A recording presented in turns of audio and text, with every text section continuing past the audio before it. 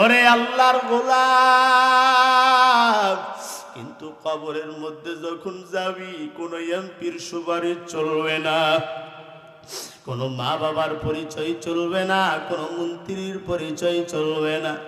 আল্লাহর নবীর প্রিয় একজন সাহাবী হযরতে আবু যর গিফারী রাদিয়াল্লাহু তাআলা আনহু কবর করতেছেন, আর ডাক দিয়া বলেন, রে কবর, আজকে তোমার মধ্যে কে আসবে তুমি কি জানো? বলে না।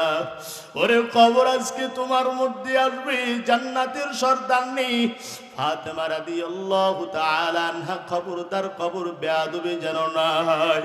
ওরে কবর, আজকে তোমার মধ্যে কে আসবে তুই কি জানো?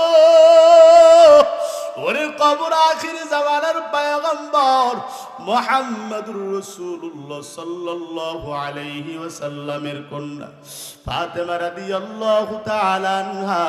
ওরে কবর, খবরদার বেয়াদবি যেন না হয়। ওরে কবর, তুমি কি জানো আজকে তোমার মধ্যে কে আসবে তুই তো জানো না রে খবর? জান্নাতের সরদার হযরতে হাসান হোসাইনের মা ফাতেমা রাদিয়াল্লাহু তাআলা আনহা। খবরদার, কবর বেয়াদবি যেন না হয়। কবর থেকে আওয়াজ, ওরে আবু যর, আমি নবীর কন্যারে চিনি না, আমি জান্নাতের সরদারনিরেও চিনি না, আমি কবর হাসান হোসাইনের মারেও চিনি না।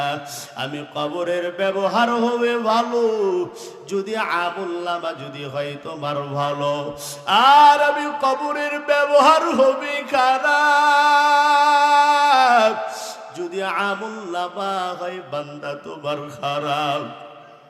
ওরে আল্লাহর বান্দা, একবার চিন্তা করে ডানে বামে তাকায় দেখো দেখি তুমি আমি কত গুনাহ করেছি যে মালিকের সামনে দাঁড়াও।